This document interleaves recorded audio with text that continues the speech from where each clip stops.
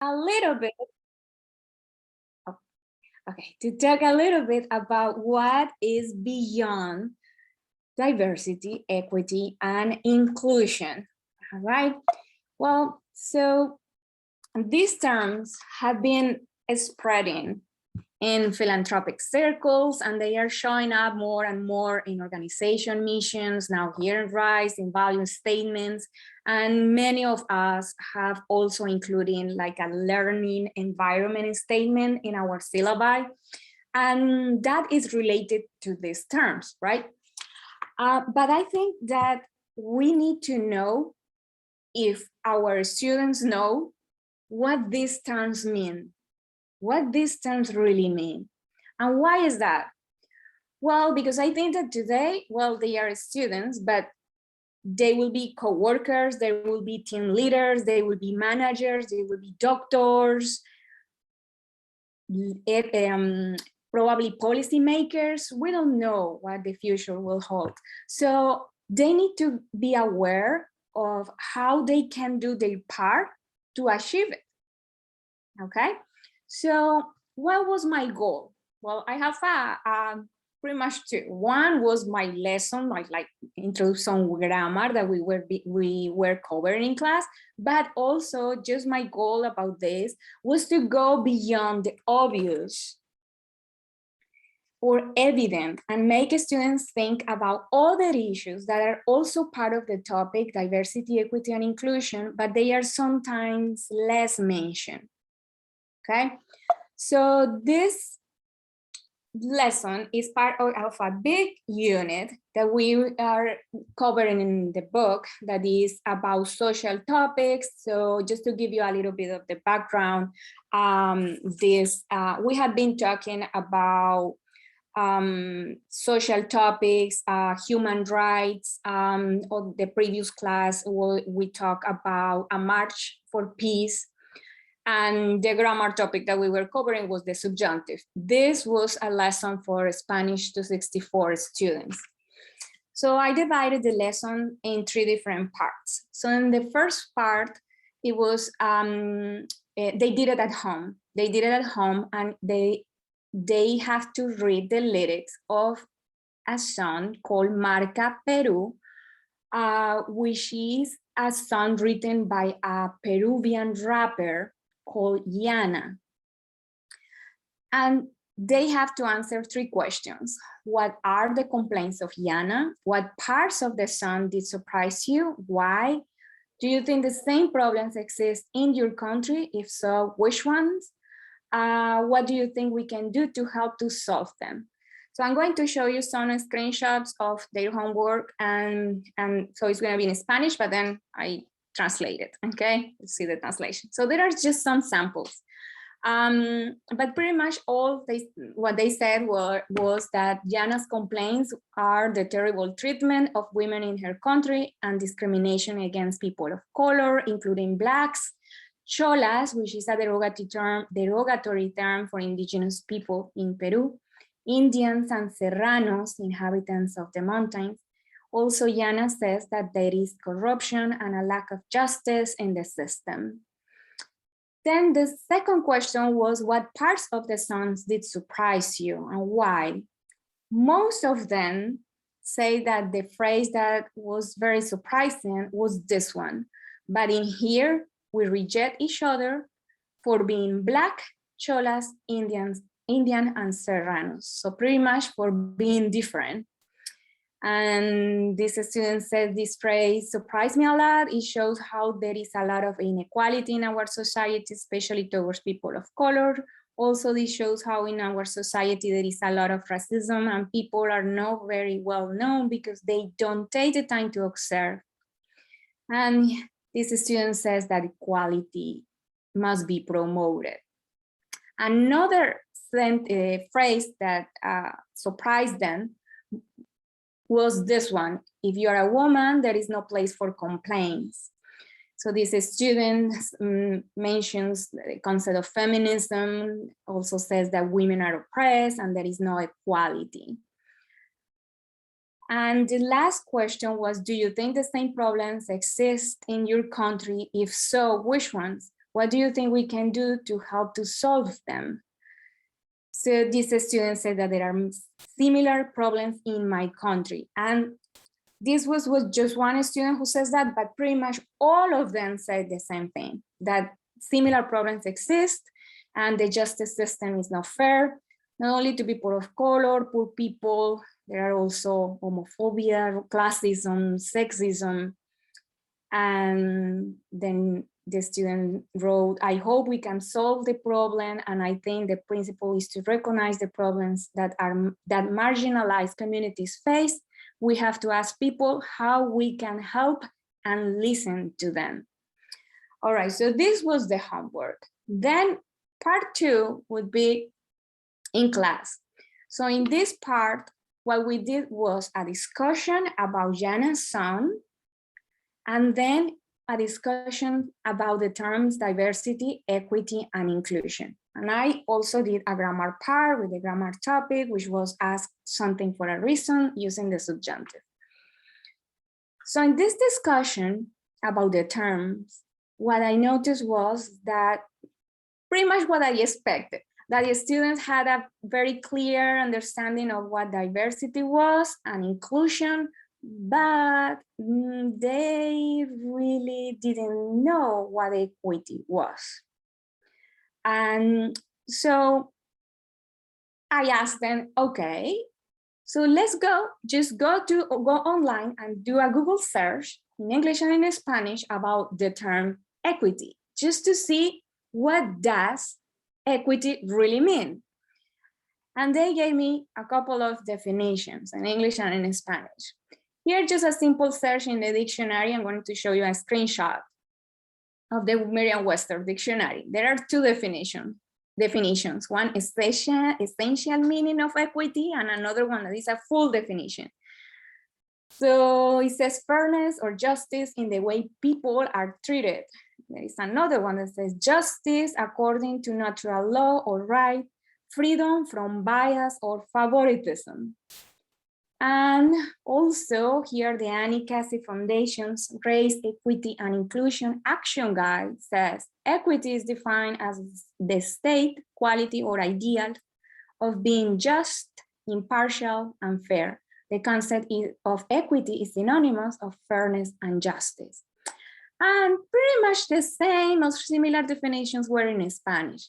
Words like impartiality, equality, justice are part of the definition in Spanish dictionaries. So then I asked them, okay, but if equity is fairness or justice in the way people are treated and freedom from bias or favoritism, what exactly is fairness? How do we define justice? So they were thinking like, that's right, it depends. So they told me, yeah, it depends on the culture, or so pretty much these terms are or these concepts are not absolutes, but shaped by each individual's worldviews and experiences. So if that is the case, the definition may be perpetually moving target and changing, right? So, okay, so how can we solve that? So what is equity? So I showed them this image, and I did example even in the classroom with something. I'm short, and there are some students that are very tall, and so I showed them these pictures, and we did example also with a stand in the classroom. And I say, do you see the difference? Because most of them thought that the equity was pretty much equality, give everybody the same. But equity is more than that. So I found this definition of equity that is given by the Center of Philanthropic and Civil Society at Stanford University, that I think that is pretty accurate. It says that equity describes something deeper and more complex. It is about each of us getting what we need to survive or succeed. Access to opportunity, networks, resources, and supports based on where we are and where we want to go. So we discussed this definition in class, and then I move on to show them some images to introduce the topic, the grammar topic, and also continue with this topic about equity. So I asked them to reflect on the messages of each sign that I showed them. So this is one of the images. This says, I have the right to medical care with the help of an interpreter.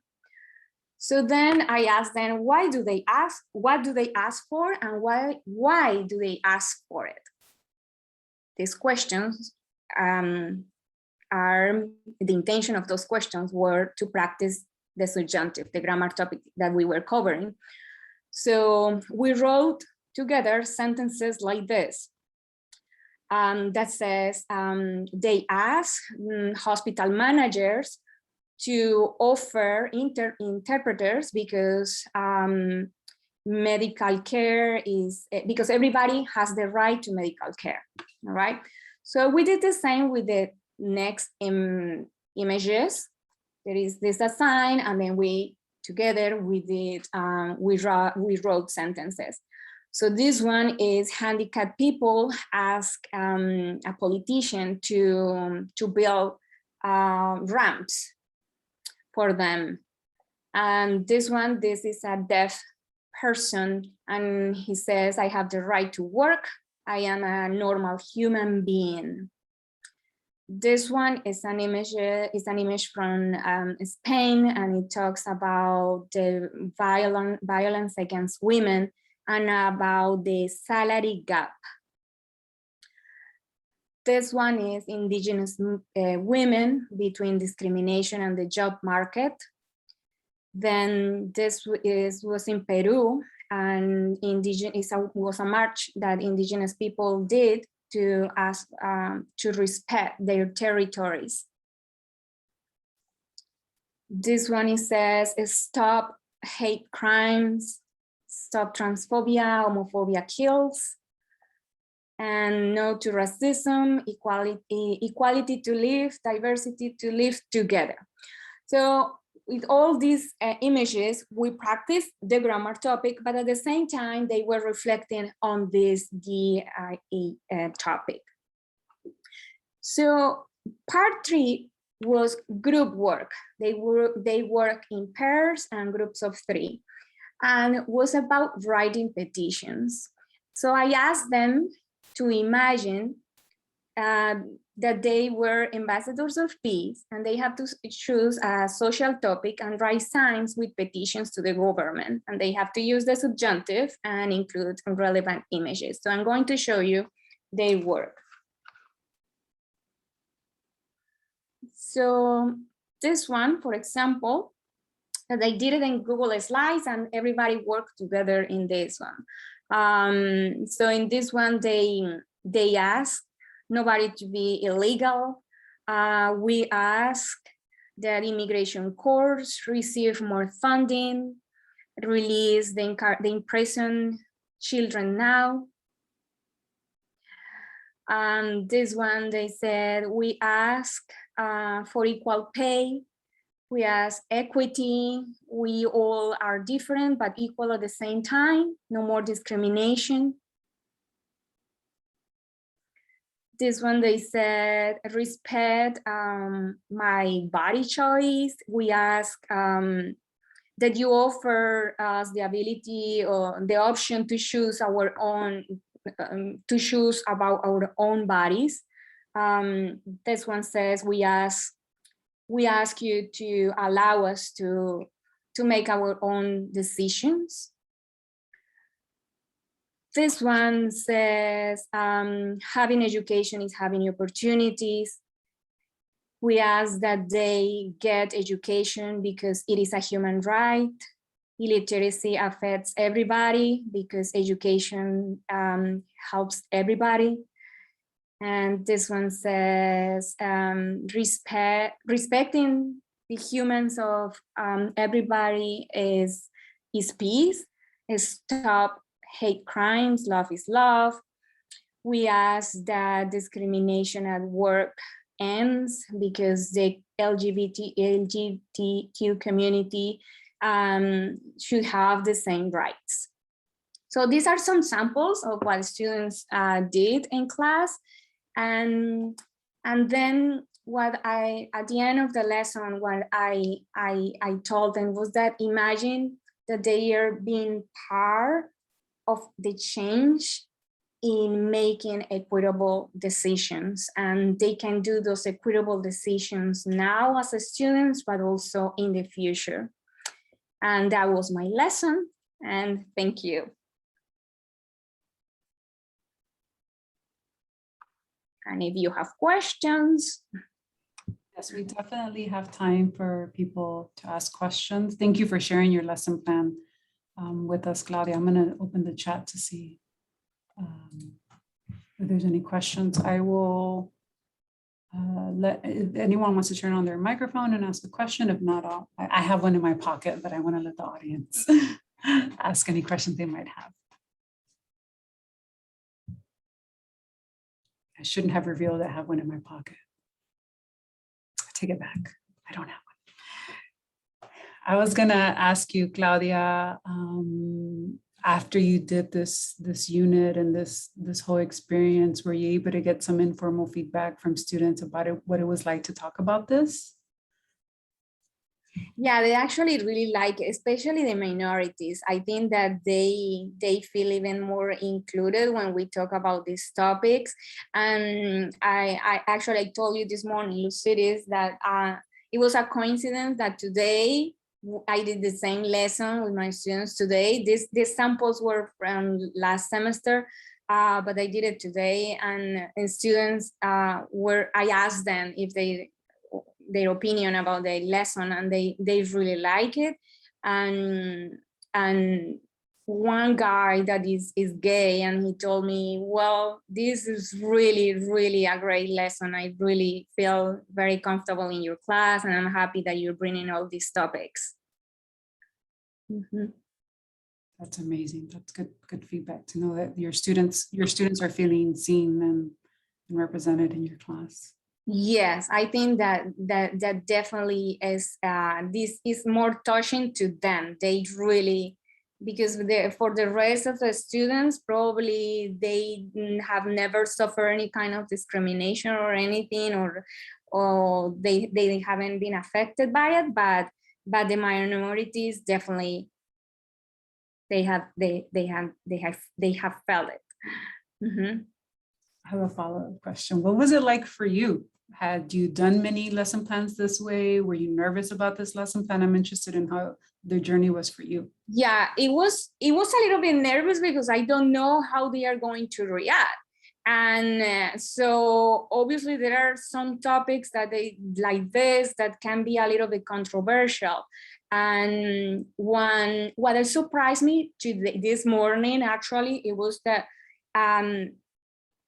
that's why I said most of the students said that the samples that I brought with the opinions about the sun, they said that they have the same problems here in the States, or students from India or China, or they said that it's the same. And even students that are from here, they said that yes, but there was only one student that says that no, that those problems don't exist here in the US.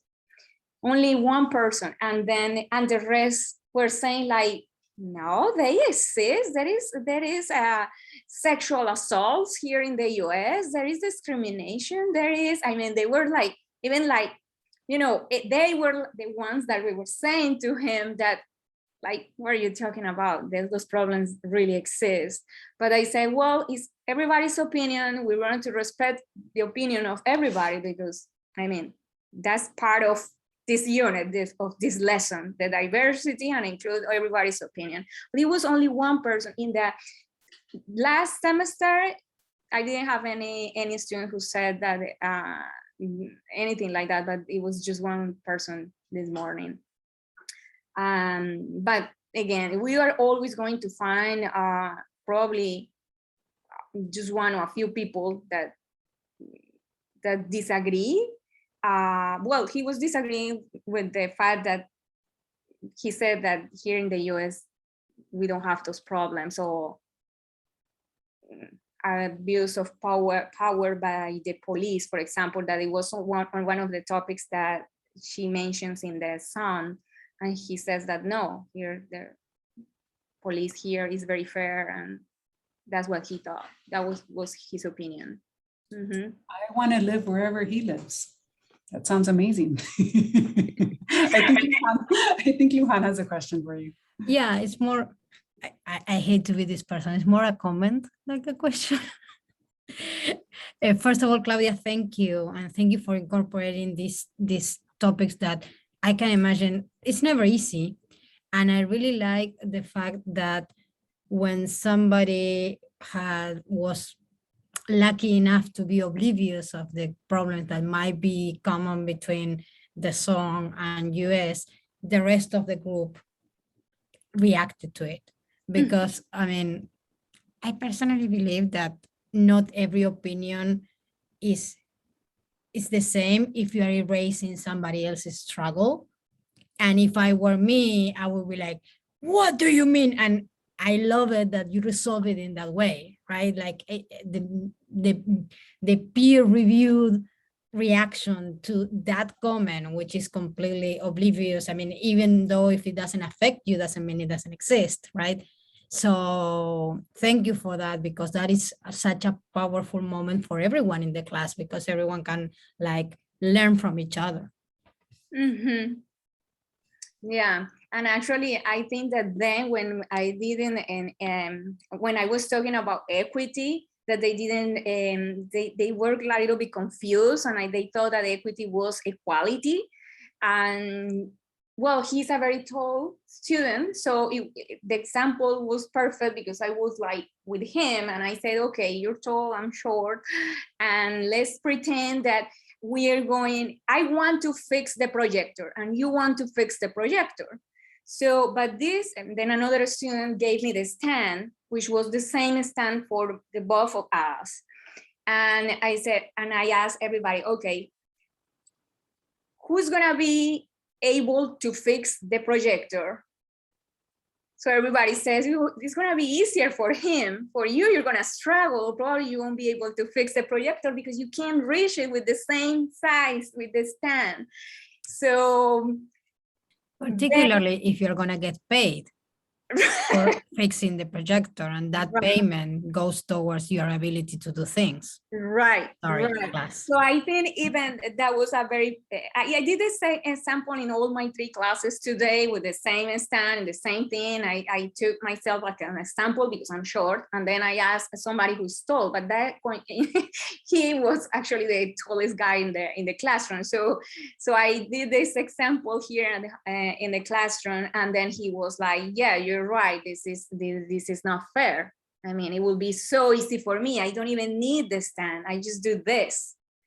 And so what I think is that sometimes we can do things in the classroom with that, even visual things like that, like putting ourselves as an example, and it will, and that was my goal. As I said, my lesson, well, it has a grammar goal to practice the subjunctive and everything, but it was, my goal was that they can see things beyond those topics. That sometimes it's so obvious, like you just say, oh, discrimination, oh yes, racism, oh yeah, but there are other things that are not so obvious, that are like, or less common, or we don't really talk about it, and they are part of this topic. That's really great that you focused on equity, because I think at Rice, students think we all have the same opportunity. We're all at Rice, but getting access to Rice doesn't mean the same thing for all students. So I think your point about equity is a very poignant one, particularly at Rice. Elade, go ahead. I really like that you decided to work on the definitions of these words, because I think when we repeat and repeat these words over and over again, they become just empty of meaning for some people. So they're just, oh, those words again. I have been hearing this word over and over again, and they don't even stop to think about the meaning again. So I really like that you made them go and think about, oh, when we talk about DEI, what is it that we are talking about? What is behind this, acronym that has 3 words? What do they mean? And all this kind of thing. And I think it's fantastic that you brought the drawing of the 3 guys on the stand, because this is exactly the same thing that my kids learned at school. I had seen those images because they teach equity to little kids like 7, 8 years old with those images. So it's great. I think it's perfect. You understand immediately what we are talking about when you see that. And thinking about your student, if I had to repeat that lesson, Claudia, I would add 1 word that they need to define. That is privilege. I think privilege is a great word for them to define with the other 3, just because I can think about this kid who said, no, we don't have these problems here in the US. I mean, you must be so privileged to live without seeing that these problems are around you. Where do you live? Which is your world that is so isolated from reality that you don't even see discrimination, inequality, and all of that. And there is one guy that I follow on Instagram that, and he has a great definition of privilege from my point of view, which is privilege for him is a lack of impediment. Mm-hmm. So when you have a privilege, you have a lack of impediment to do something. And his argument is that we can all relate to the meaning of privilege because perhaps we can't relate immediately to the word privilege when it's related to race or class, but we can relate to the word privilege in other areas. We can mention other areas in our life in which we had impediments, so we did not have a privilege. And I think this is a great exercise to do with students to see, well, let's understand what privilege means. What is the areas in your life that you have impediments or do not have impediments? So, and then transfer that knowledge to discussing equity, for instance. So I think, I don't know, this idea just came to my mind because I think it would really make the students, especially the students who can't see that immediately, to think about their privilege, their own privilege, right? And the difficulty that they perhaps have seeing that others don't have the same privilege as they do. Yeah, and thank you, Olade, for adding that. Yeah, I think it would be great to include exactly the term, because I just mentioned it like, oh, you don't know how privileged you are for being here and right.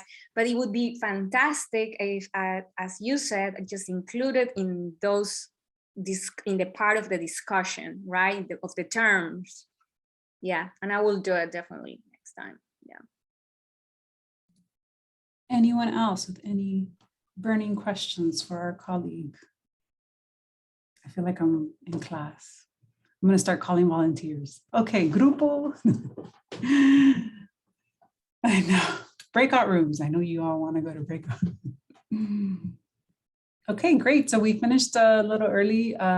Again, if you have any questions about how you can get involved, I know that I'm doing this, but I know I can speak on behalf of the colleagues who've presented on this before, Fatima, Ella, De Larissa, now Claudia, Lujana, all of us that are literally experimenting and taking a risk and jumping in and saying, let's try this out, because it is not that any of us have, I don't think any of us have a PhD in DEI. So it's not that we have that level of expertise. It's the courage and the willingness to explore these issues try and fail and come back. And I would say from the list that I showed you at the beginning of this session, it is the conversation of the day at the university.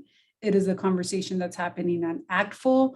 And so I would say that it would be smart of us to be aware of what's going on in our field. And it's likely not going to be a fad. It seems to be having long-lasting impacts on the way textbooks look, on the way languages are taught. So thank you so much, Claudia, for sharing your journey. I think it is amazing how well the students responded. It's a prime example of the students are hungry for this type of material.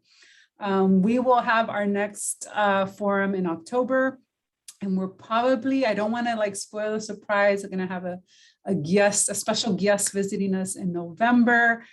So those things are in the works. It might be a guest that some of you know. I feel like I'm revealing a prize. So I think a lot of folks will be excited. Don't say anything else, Lucy. I know. So I'm just saying, we're excited about November. And in October, Lujan's going to come back and share with us some of the things that they've been doing in their classroom. So hopefully you join us again. Thank you to everyone and enjoy this beautiful weather. Your homework is to go outside and enjoy this weather. Yes, totally. Thank you, everyone. Thank you, Claudia. You're welcome. That was great. Thank you, Claudia. Thank you, Claudia. Bye, everyone. Ciao. Bye-bye.